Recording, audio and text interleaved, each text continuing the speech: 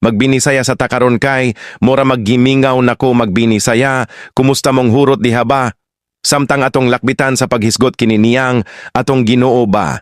Si Jesus Kristo ang buot kong ipasabot. Kini, morag pay hagyod ang balay sa putyo kanani ba? Tiyaw mo klaro kaayo ang pagkadyos aning Jesus oy. Bisan unsay nila og bali ang tinuod, molutaw gyud ang ilang pagkabakakon ba? Kadtong tanan nga nagaingon nga tawo ra siya, mao kadtong mga tinuod nga bakakon. Bi abir, ato kining sugdan sa libro ni Juan, basahon nato kini. Paminawaon niya hunahunaa ug maayo ha. Juan 1:1 sa sinugdan mao ang pulong, ug ang pulong kauban sa Dios, ug ang pulong mao ang Dios, kini sa sinugdan kauban sa Dios.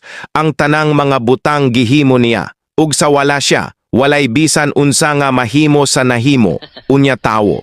Klaro nga anaa kini siya sa panahon sa pagmugna sa kalibutan unya tawo.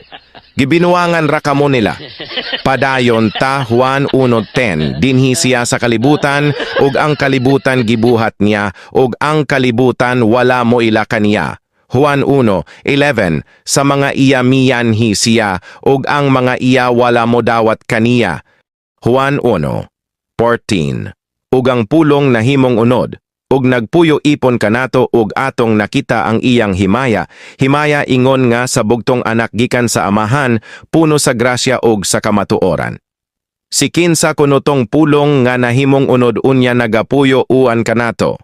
May lain pa ba kundi si Jesus? Karon kadtong nagatudlo nga siya ay hindi Dios. Dili na sila ang tinuod nga Kristiyano, kundi batok sa Kristiyano. Kadto, sila mao ang dili maluwas. Usa ka pang lingla sa inyo, nga gasegi og singgit nga sila ra kuno ang maluwas. Usa ka nakadakong bakak, nahulog kamo sa laang, dili na tinuod. Kontra ka na sa Biblia, basahon nato dinhi sa pahayag 7:9. Basa.